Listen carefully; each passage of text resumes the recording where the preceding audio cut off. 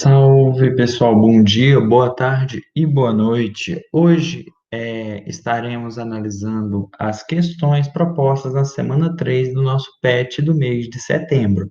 Bom, a temática desta semana a gente vai abordar sobre a vinda da família real para a América Portuguesa. Se a gente for abrir o nosso PET, a gente vai se deparar com essa primeira questão na qual a gente tem que analisar um quadro. Pois bem, podemos ver na imagem abaixo, só que no caso está ao lado, uma grande comitiva de nobres portugueses deixando sua terra natal na Europa, com todo o seu prestígio e conforto, com destino a uma vida com futuro incerto em uma de suas colônias fora da Europa, diante do que foi estudado no texto proposto dentro do PET desta semana. Responda. Quais motivos levaram a família real portuguesa, juntamente com sua comitiva de aproximadamente 10.000 pessoas, a deixar a Europa para viver no Brasil?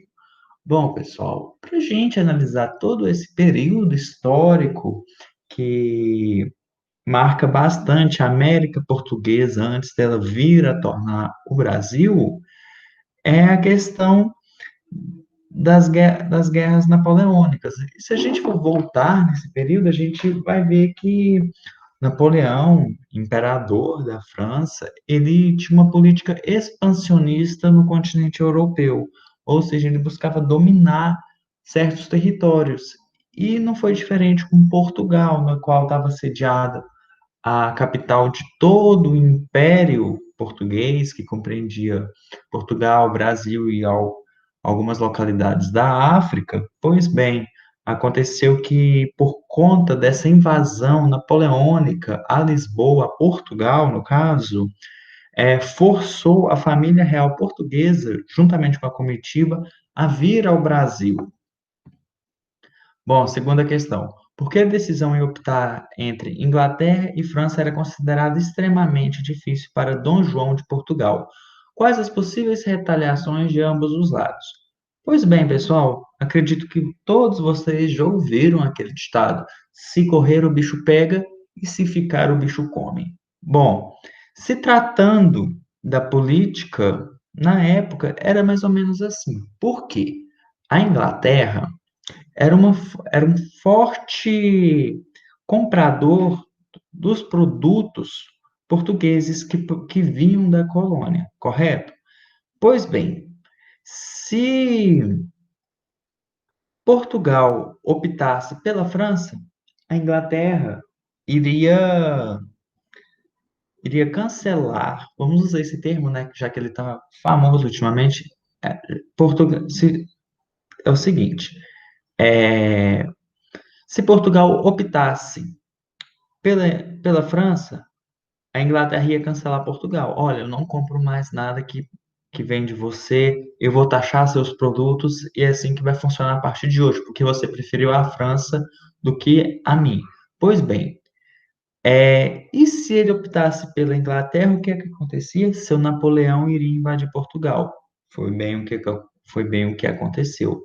Pois então, por conta da invasão napoleônica, por conta de todos os acontecimentos políticos que antecederam a vinda da família real à América Portuguesa, Portugal cedeu à Inglaterra em troca de favorecimentos comerciais, como, por exemplo, a abertura dos portos da colônia às Nações Amigas. Quem que eram as Nações Amigas?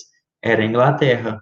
E por conta disso, a Inglaterra foi muito favorecida em relação a Portugal. Pois bem, terceira questão, quem garantiu a segurança da família real no trajeto para o Brasil? Como eu mencionei, foi a Inglaterra, que com sua marinha protegeu a vinda da família real é, da Europa para o Brasil. E por conta que também envolvia muitos tratados econômicos bem interessantes para a Inglaterra, como eu tinha mencionado anteriormente, a própria questão da abertura dos portos às nações amigas, porque até então, antes deste tratado, a colônia, no caso a América Portuguesa, que viria a ser o Brasil, ela poderia negociar apenas com Portugal, diretamente apenas com Portugal.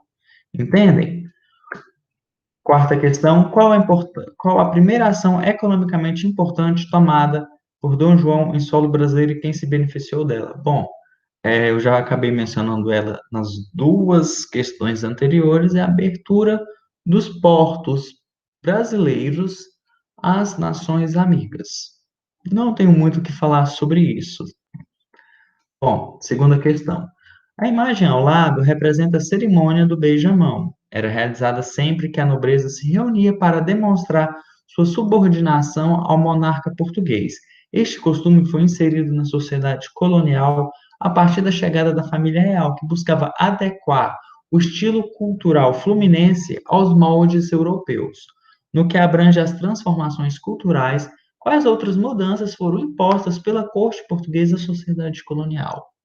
Bom, pessoal, como se a gente for analisar, é muito interessante se a gente for ver que a família real portuguesa foi a primeira família real europeia a mudar para uma colônia, entendem? Se a gente for imaginar, por conta disso, a situação na colônia, ela era um tanto quanto inferior à da metrópole. Entendem? Seria, por exemplo, não teria muita organização no espaço, a infraestrutura não seria das mais adequadas para receber uma família de um porte tão grande, né? A liderança deste reino. E aí, o que que sucedeu? Uma série de mudanças no aspecto da cidade da corte, que no caso seria o Rio de Janeiro, entende? Teve alargamento de ruas, é, teve uma organização melhor do espaço, teve também uma campanha de higienização, sabe? Tipo, para adequar os costumes da colônia à monarquia. Eles tinham um imaginário na época, que assim, olha, a gente tem que elevar o nosso espírito, a gente tem que ter condições higiênicas semelhantes às do monarca. Foi isso que aconteceu, sabe? Outro ponto muito interessante é que teve um desenvolvimento de uma missão científica no Brasil, onde teve vários artistas que exploraram o território da América Portuguesa, que virá a ser do Brasil, entendem? Eu repeti aqui a questão, aqui, ó, a terceira. O que representou para o Brasil o fato de ser elevado à condição de Reino Unido de Portugal e Algarves em 1814? Bom, pessoal, de 1808, que foi a vinda da família real, até 1814, o Brasil era a sede do reino, mas ainda tinha o status de colônia. É meio complexo esse jogo de palavras, mas depois de 1814, foi o primeiro passo que o Brasil teve para poder vir a ser independente lá em 1822. Por quê? O Brasil foi elevado a Reino Unido, ou seja, ele não era mais uma colônia de Portugal, ele estava no mesmo patamar do que Portugal. E isso causou a ira de muita gente lá em Portugal. Ainda mais depois que, com essa elevação de status do Brasil, já tinha na América aquele burburinho, aquela fofoca sobre movimentos independistas, movimentos que buscavam independência em relação à metrópole. E isso vocês já viram em aulas anteriores, que ocorreu com bastante ênfase na América, principalmente a América Espanhola, né? E é mais ou menos assim, pessoal. Portugal é, o que representou para o Brasil, ou seja, o Brasil teve uma maior autonomia, já teve o desenvolvimento de uma quase independência, um status diferenciado em relação a Portugal, que virá a ser muito importante mais à frente. Pois bem, pessoal, isso é tudo por hoje. Muito obrigado à atenção de todos e até semana que vem.